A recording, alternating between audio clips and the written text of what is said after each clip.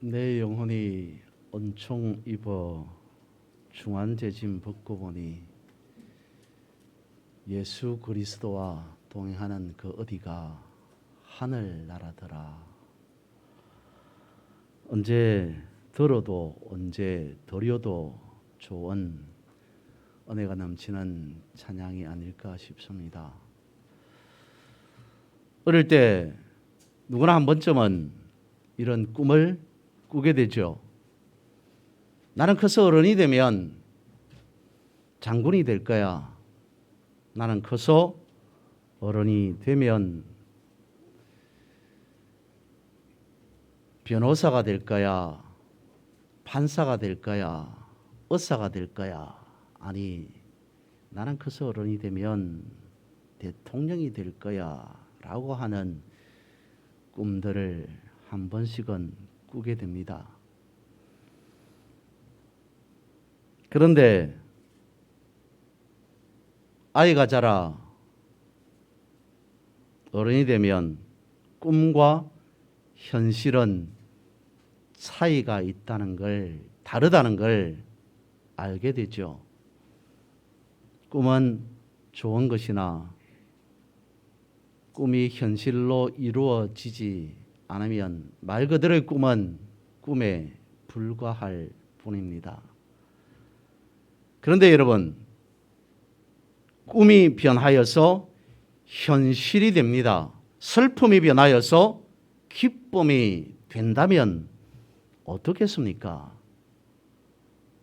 누구나 꿈꾸는 미래 아니겠습니까? 아니, 제발 그렇게 되었으면 좋겠다고 말할 수밖에 없겠죠. 여러분은 믿음을 어떻게 바라보고 있습니까? 내가 가진 믿음은 반드시 이루어진다는 확신찬 믿음입니까? 아니면 글쎄, 믿음이라는 것도 결국 꿈에 불과한 것 아니겠느냐라고 하는 겁니까? 믿음은 꿈과 같다고 느껴질 때가 있습니다. 믿음이 전혀 현실성이 없다고 느낄 때, 실현 가능성이 없다고 여길 때 드는 생각이겠죠. 믿음이, 신앙이 꿈과 같은 거라면 그야말로 헛되고 헛될 겁니다. 그러나 꿈이라고 여겼던 것이 현실로 나타나고 이루어진다면 그때는 어떻게 하시겠습니까? 그때 제대로 믿을 걸, 그때 정신 차릴 걸이라고 해봐야 때는 이미 늦어버린 상태입니다. 이스라엘 백성들이 그랬던 거죠. 아닐 거야. 설마 그러겠어? 아니겠지. 그렇게 될 리가 없어. 현실이 아니야. 현실이 될 수도 없어. 불가능해. 라고 생각했습니다. 하나님은 범죄한 이스라엘 백성들에게 이렇게 말씀합니다. 너희들은 바벨론 포로가 될 것이다. 라고 했어요. 이 말씀대로 북쪽 이스라엘은 아수르에 의해서, 남유다는 바벨론에 의해서 멸망하게 되죠. 바벨론은 유다 사람들을 포로로 끌고 가버립니다. 끌려간 저들의 삶은 어땠을까요? 비참하고 처참했습니다. 그것을 시편 137편 1절은 이렇게 기록해 놓고 있습니다. 우리가 바벨론의 여러 강변 거기에 앉아서 시온을 기억하며 울었도다. 이 말은요, 우리가 이 지경이 되기 전에 제대로 하나님을 믿을 걸, 제대로 하나님의 말씀을 들을 걸 그때 우리가 정신 차렸다면 이렇게 후회스럽진 않을 텐데, 이렇게 된 현실이 꿈인지 생신지 구분이 안 되네. 어쩌다가 우리가 이렇게 되었을까라고 하는 자조적인 말이었습니다. 온갖 후회가 쓰나미처럼 밀려왔겠죠. 물밀듯 밀려오는 자괴감으로 인하여서 몸둘 바를 몰랐을 겁니다. 도박에 빠져서 수백, 수천만 원, 아니 그보다 훨씬 더 많은 돈을 잃고 뒤에 내가 왜 그때 그랬을까? 내가 왜 그랬을까? 내가 왜? 라고 자신을 한탄하고 후회로 가슴을 친다고도 하는데, 이스라엘 백성들은 오죽했겠습니까? 여러분, 이스라엘은 어떤 나라입니까? 이스라엘은 그냥 나라가 아니라 하나님의 나라, 하나님의 땅이었습니다. 이스라엘이라고 하는 나라는 하나님께서 오래전부터 꿈꾸어 오던, 하나님께서 꿈꾸시던 젖과 꿀이 흐르는 땅이었습니다. 하나님께서 설계하시고, 하나님께서 계획하시고, 하나님께서 예비하시고, 하나님께서 약속하시고 준비해 놓은 땅이 이스라엘 땅이었습니다. 이스라엘은 거룩한 땅이었습니다. 얼마나 거룩했으면 이스라엘 나라 안에서는 부동산을, 땅을 사고 팔더라도 어느 시점이 지나고 세월이 흐르고 난 뒤에는 다시 원주인에게, 원래 주인에게 되돌려 주어야만 했습니다. 물론 이것은 부의 분배라고 하는 여타의 측면에 생각해 볼 문제이긴 합니다만, 어쨌든 하나님께서 그렇게 하시라고 말씀하시고 명령하신 것이잖아요. 그래서 이스라엘은 거룩한 땅이라는 겁니다. 이런 땅을, 이런 나라를 저들 스스로의 문제로, 잘못으로 남의 나라에, 그것도 이방 나라에 넘어가게 해버리고 말았습니다. 스스로 원망스럽겠죠. 한탄하고 후회스러웠을 것입니다. 아무리 가슴을 친들 소용없는 일이었습니다. 그래서 모든 것이 다 꿈이었다고 여기게 되죠. 이 땅에서 포로 신세가 된 현실 속에서 생각해 보니 약속의 땅으로 하나님께서 주셨다는 이스라엘도 꿈인 듯 여겨집니다. 우리가 그 땅에서, 이스라엘에서 살았다는 것 자체도 꿈인 듯 여겨집니다. 이제 다시 돌아갈 수 있다는 것은 아예 상상도 할 수 없을 만큼 그야말로 꿈으로만 여길 수밖에 없는 지경에 이르고 말았습니다. 모든 것이 다 꿈인 듯 여기게 되죠. 하지만 그로부터 약 70년의 세월이 흐르고 난 뒤에 선지자 예레미야로부터 시작하여서 남유다의 회복의 역사가 가시화되기 시작하죠.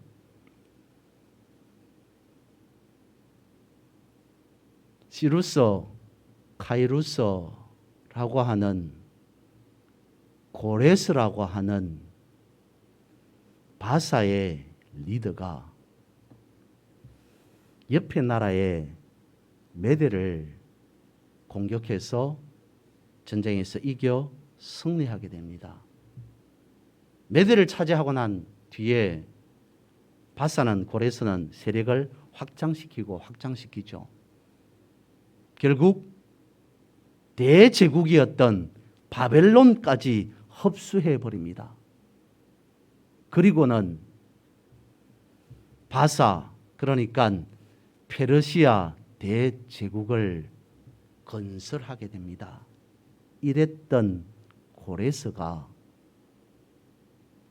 끌려온 남유다 백성들, 그러니까 이스라엘 백성들에게 칙령을 내립니다.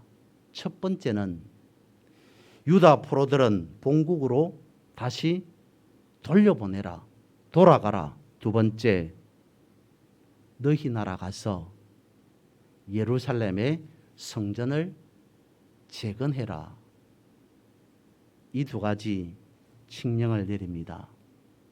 그리고 몇 차례, 1차, 2차, 3차 몇 차에 걸쳐서 이스라엘 백성들이 바벨론에서 본국으로 돌아오게 되는데, 첫 번째 1차로 돌아왔던 남유다 사람들이, 이스라엘 백성들이 대략 한 5만여 명 정도였습니다.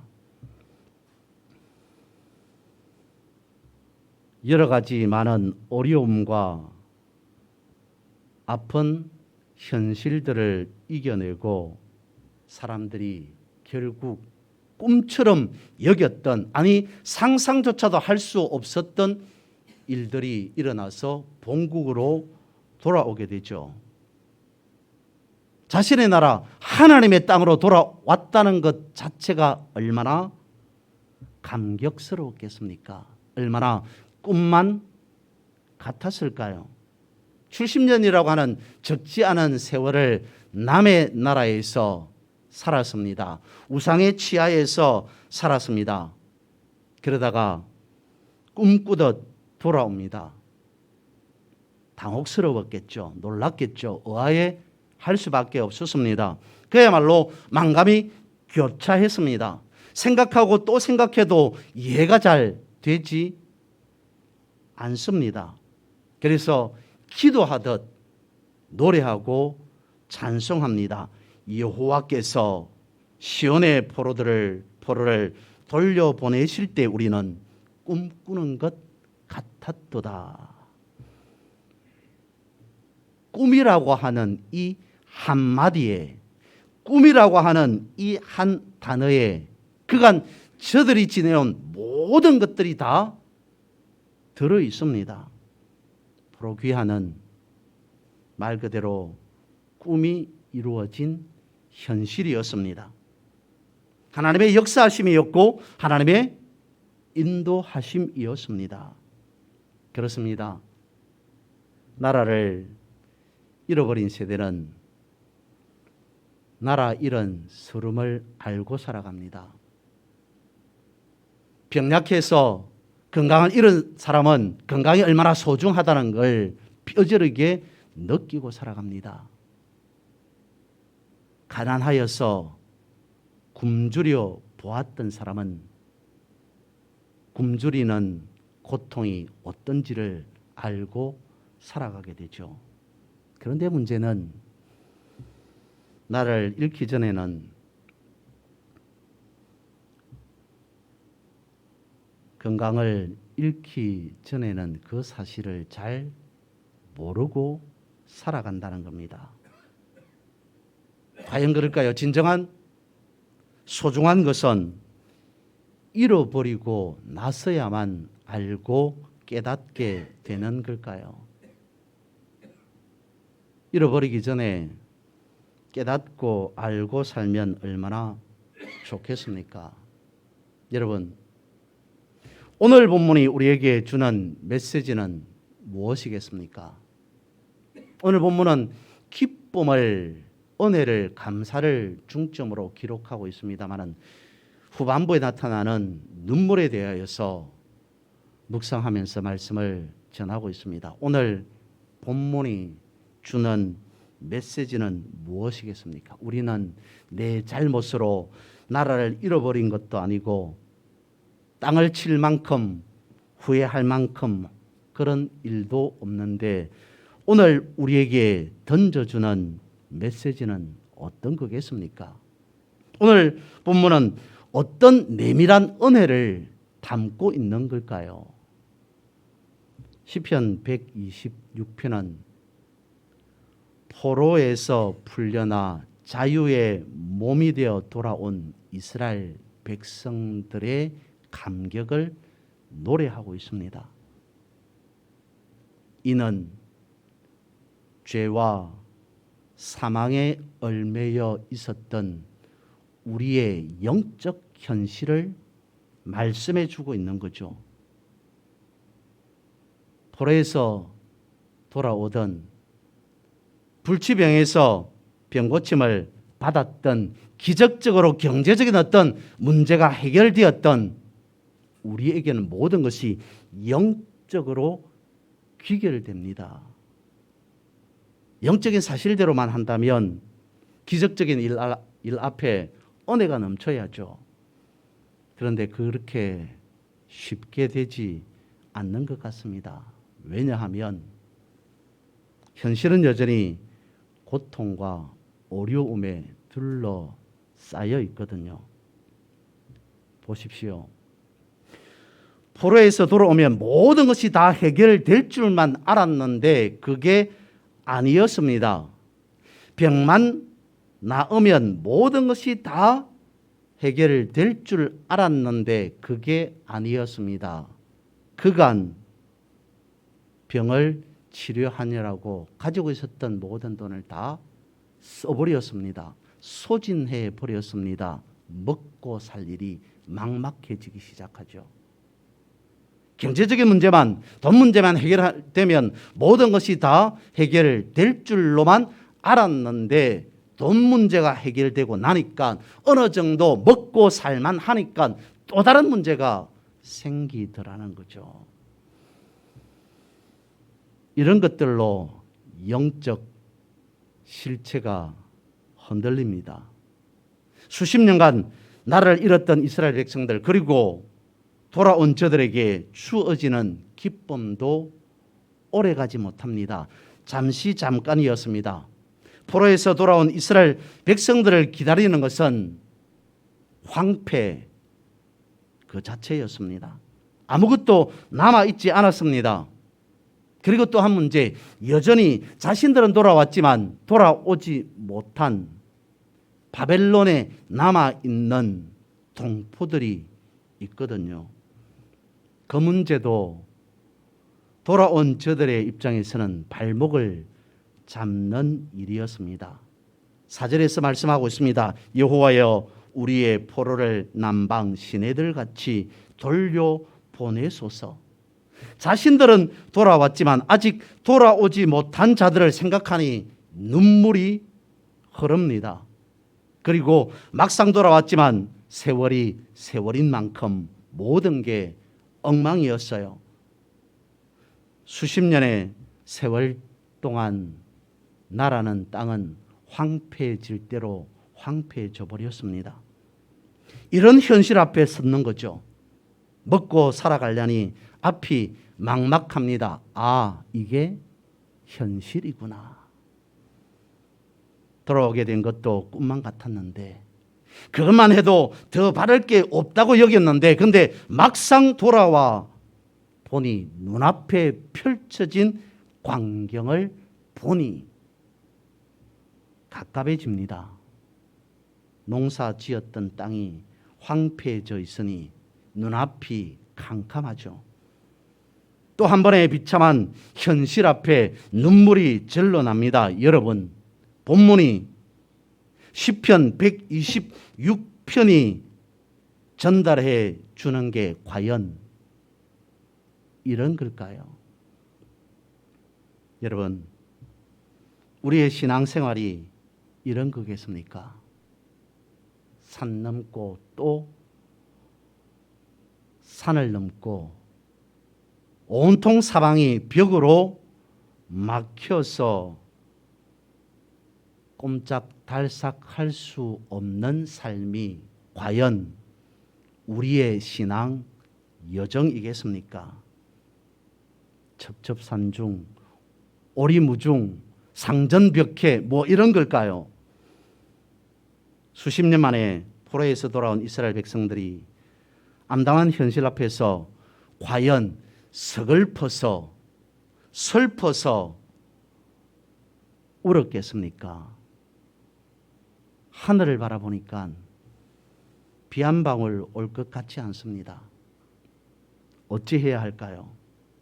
슬퍼서 현실에 비참해서 내가 이러려고 돌아왔는가? 차라리 그랬다면 바벨론에서 생을 마감했으면 훨씬 더 고생을 덜 했을 텐데 라는 생각으로 눈물을 흘린 걸까요?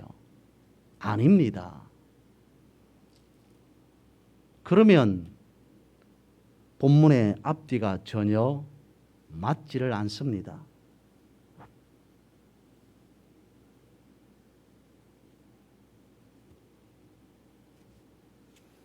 오늘 본문의 말씀을 논리적인 어떤 근거로, 신학적인 근거로 보는 것이 아니라 은혜로 말씀을 보면 다음과 같습니다. 우리가 그래요. 1년에 한 번 정도는 성경을 일독하자라고 말씀을 드렸습니다마는 말씀을 은혜로 보셔야만이 말씀을 보고 또 보고 싶어져요. 본문을 은혜로 보면 이렇습니다. 울며 눈물로 씨를 뿌린다는 것은 눈물로 땅을 적셔서 씨를 뿌리는 자라는 겁니다.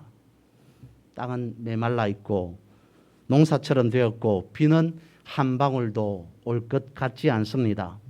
그래서 비가 오지 않으니 비를 대신해서 눈물을 흘려서라도 땅을 적셔서 농사를 지어야겠다는 아이디어가 오늘 본문에서 나타난 눈물로 씨를 뿌리는 장면이고 울며 씨를 뿌리는 모습으로 표현되고 있는 거죠. 그래야 힘을 내어서 성전을 짓고 신앙생활도 할 수 있을 것이고 또 기회에서 아직 돌아오지 못한 뒤이어 돌아오는 사람들에게 그나마 먹을 것을 제공해 줄 수 있으니 비오지 않는 하늘만 바라보고 넋놓고 있을 게 아니라 눈물을 흘려서라도, 아니 눈물을 쥐어 짜서라도 농사를 짓자, 씨를 뿌리자. 그러면 기쁨으로 단을 거두리라는 확신, 그것이 오늘 본문이 전해주는 메시지라는 거죠. 농사라는 것이 파종해야 할 시기에 비 안 온다고 가만히 있으면 안 됩니다. 씨를 뿌려야 할 시기엔 어쨌든 수단과 방법을 가리지 않고 씨를 뿌려야만 합니다.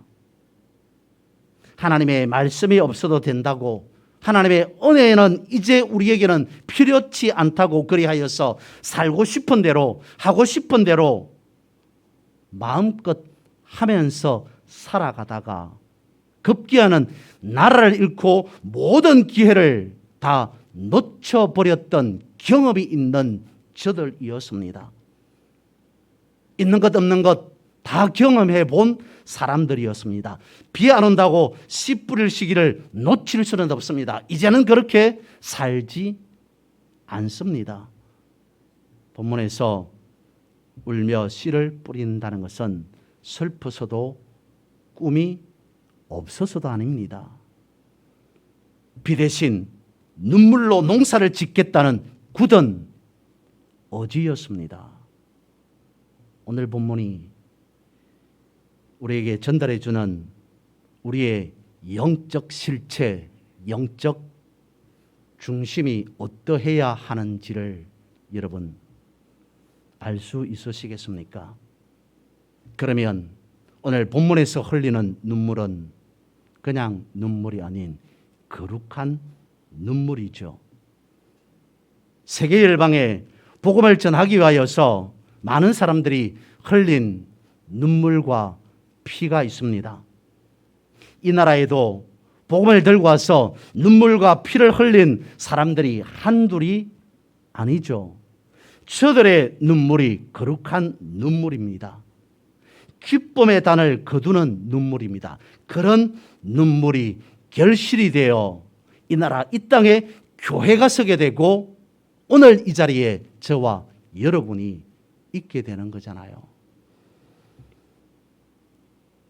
그 눈물은 슬픔의 눈물 아닙니다. 그 눈물은 영광의 눈물일 거고 그 눈물은 거룩한 눈물이겠습니다. 아니, 성스러운 눈물은 아니겠습니까? 그렇다면 이제 우리가 흘려야 할 눈물이 있다면 어떤 눈물이어야 할까요? 우리가 눈물로 씨를 뿌려야 하는 곳이 있다면 그곳은 어디이겠습니까? 여러분의 마음과 뜻과 목숨을 다해도 전혀 후회하지 않는 곳은 과연 어디입니까? 그곳을 찾으셨습니까? 그곳을 발견하셨습니까? 그곳이 어디인가 명확해지셨습니까? 그곳에 그 자리에 씨앗을 뿌리셔야 합니다. 찬송가 550장에 헤이스팅스라고 하는 사람이 오늘 본문의 말씀 시편 126편의 배경으로 찬송시를 썼습니다. 시온의 영광이 빛나는 아침, 매였던 종들이 돌아오네. 오래전 선지자 꿈꾸던 복을 만민이 다 같이 누리겠네. 이 세상 최고의 복이 있다면 그것은 꿈이 변하여 현실이 되는 복 이상 있겠습니까? 본문은 말씀하고 있습니다. 눈물을 흘리며 씨를 뿌리는 자는 기쁨으로 거두리라고 노래하고 있습니다. 여러분, 여러분의 인생, 여러분의 삶 속에서 어제 흘린 땀이 한 바가지였습니까? 지금까지 살아오시면서 흘린 눈물이 수북하여서 강을 이루고 있습니까? 그렇다면 땀의 대가, 눈물의 대가는 결단코 헛되지 않습니다. 사람은 살아가면서 충격적인 일을 겪으면 평생 잊을 수 없습니다. 아니, 절대로 잊지 않고 살아갑니다. 지금까지 살아오면서 내가 하나님께 보여준 땀과 눈물이 있다면 그것 역시 하나님의 내리에 절대로 잊혀지지 않습니다. 하나님 여호와의 말씀이 내가 내 기도를 들었고 내 눈물을 보았노라. 내가 너를 낫게 하리라. 아멘. 내 꿈이 어떤 꿈인지 하나님이 알고 계십니다. 내 눈물이 어떤 눈물인지 하나님은 지금 보고 계십니다. 여러분, 이 가을에 내 계획이 얼마만큼 이루어졌나를 따져 묻지 마시고 하나님의 계획이, 하나님의 경륜이 나를 통하여서 얼마나 이루어졌는가를 생각해 보셔야 합니다. 내 계획엔 실패가 있어도 하나님의 계획은 실패가 없습니다. 내 꿈은 실현되지 않을 수 있어도 하나님의 꿈은 반드시 현실이 되고 맙니다. 요엘서 2장 28절은 말씀하고 있습니다. 내가 내 영을 만민에게 부어주리니 너희 자녀들이 장래 일을 말할 것이며 너희 늙은이는 꿈을 꾸며 너희 젊은이는 이상을 볼 것이라. 꿈을 꾸어라, 꿈을 가지라 말씀하고 있습니다. 하나님이 주신 비전을 갖고 살아라는 말씀인 거죠. 내 눈물로 자란 씨앗은 반드시 기쁨으로 단을 안겨주리라 약속하고 있습니다. 유다 백성들, 저들이 나라를 회복한 것처럼 오늘 우리는 예수 그리스도로 회복된 사람들입니다.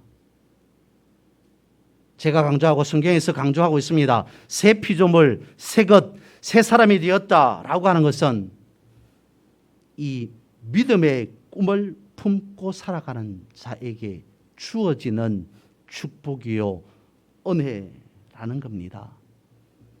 여러분, 꿈이 꿈으로 끝나지 아니하고 현실이 되어서 하나님의 살아계심을 선포하고, 그래야 해서 우리는 세상 사람들은 어떠할지라도 여전히 하나님과 함께 동행의 삶을 살아간다. 이 얼마나 축복된 삶인가. 날마다 범사에서 이런 감격을, 감사를 고백하며 누리며 살아가는 저와 여러분, 우리 모두가 되기를 주님의 이름으로 선포하고 축복합니다.